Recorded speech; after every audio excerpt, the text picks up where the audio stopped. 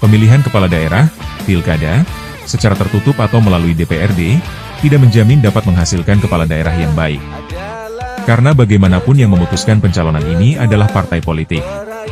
Jadi, baik buruknya kinerja sang kepala daerah sangat ditentukan oleh partai politik. Selain itu, pilkada tertutup berpotensi membuat masyarakat akan merasa jauh dengan kepala daerah yang tidak mereka pilih secara langsung. Kajian itu saya kira tentu harus ada naskah akademik kan. Pasti akan ada perubahan terhadap undang-undang pilkada. Bahkan kalau dipilih langsung oleh DPRD, maka undang-undang pilkada sekarang akan dihilangkan, dihapus pasti, tidak berlaku lagi. Kalau memang ada pilihan semacam itu, dan kemungkinan akan dimasukkan dalam undang-undang pemerintahan daerah. Karena kalau kita bicara mengenai pemilihan kepala daerah, itu memang bukan rezim pemilu, tapi dia masuk dalam rezim pemerintahan daerah. Sehingga ketika dia dipilih oleh DPRD, maka akan diintegrasikan dalam undang-undang pemerintahan daerah itu. Lah, cuma sekali lagi kita harus hati-hati, kita akan melihat, harus ada kajian mendalam, karena bagaimanapun akan ada naskah akademik di situ.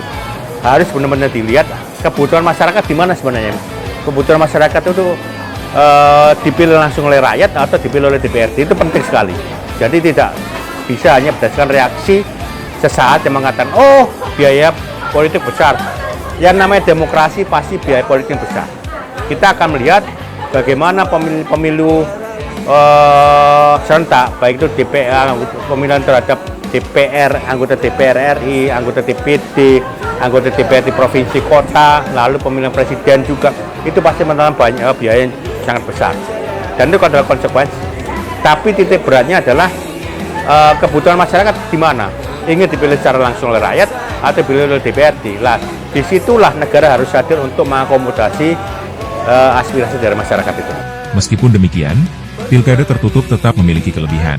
Contohnya pengurangan signifikan anggaran pelaksanaan pilkada, hingga politik uang yang dapat dibatasi.